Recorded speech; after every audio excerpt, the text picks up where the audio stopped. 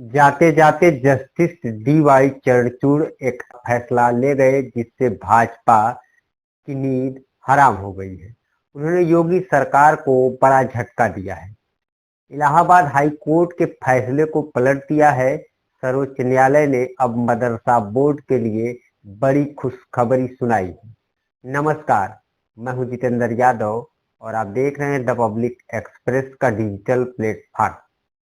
उत्तर प्रदेश की योगी सरकार को सुप्रीम कोर्ट से बड़ा झटका लगा है। शीर्ष अदालत ने मंगलवार को यूपी के मदरसों को लेकर बड़ा फैसला सुनाते हुए इलाहाबाद हाई कोर्ट के उस फैसले को पलट दिया जिसमें मदरसों को असंवैधानिक करार दिया गया था, जिसके बाद यह मामला सुप्रीम कोर्ट पहुंचा था। Chief justice D.Y.. Chandrachud, justice JB. Pardiwala और जस्टिस मनोज मिश्रा की पीठ ने इस मामले में बड़ा फैसला सुनाते हुए कहा कि हम मानते हैं कि मदरसा एक्ट पूरी तरह से संविधान के तहत है, इसलिए इसकी मान्यता खारिज नहीं की जा सकती है।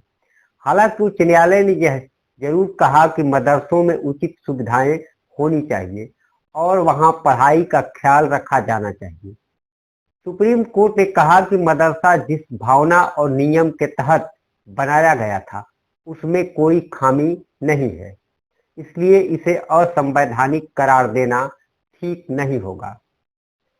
उत्तर प्रदेश मदरसा बोर्ड अधिनियम 2004 को असंवैधानिक करने के इलाहाबाद उच्च न्यायालय के फैसले के खिलाफ दाखिल अपीलों पर शीर्ष अदालत ने 22 अक्टूबर को सभी पक्षों को सुनने के बाद अपना फैसला सुरक्षित रख लिया था।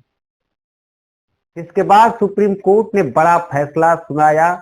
मुख्य न्यायाधीश डी.वाई. चंद्रचूड़ की अगुवाई वाली पीठ द्वारा दिए गए फैसले में गुणवत्तापूर्ण शिक्षा को बढ़ावा देने में राज्य के हित और अल्पसंख्यक अधिकारों की सुरक्षा के बीच संतुलन का प्रकाश डाला गया।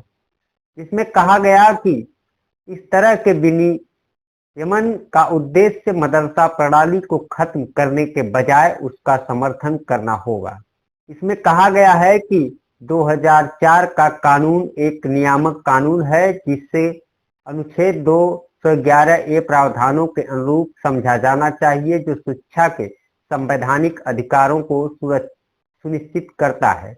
वहीं जस्टिस जे.बी. पादरीवाला और मनोज सिन्हा की पीठ ने कहा कि यह अधिनियम न केवल वैध है बल्कि मदरसों पर राज्य की निगरानी बनाए रखने के लिए आवश्यक है।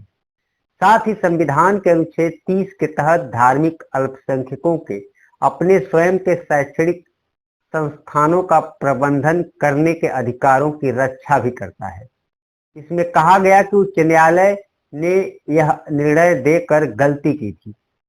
2004 का कानून धर्मनिरपेक्षता के सिद्धांतों का उल्लंघन करता है। यह देखते हुए संविधान के मूल ढांचे के कथित उल्लंघन के कारण किसी कानून को अवैध घोषित नहीं किया जा सकता।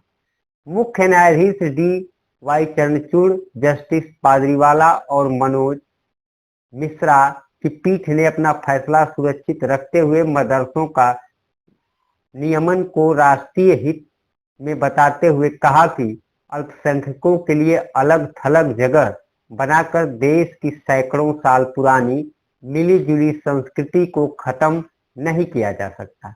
इतना ही नहीं, शीर्ष अदालत ने कहा था कि देश में धार्मिक शिक्षा कभी भी अभिशाप नहीं रही। तो वहीं अब सुप्रीम कोर्ट ने योगी सरकार को बड़ा झटका देते हुए इलाहाबाद हाई कोर्ट के फैसले को पलट दिया है और 16,000 मदरसों को बड़ी राहत दे दी है।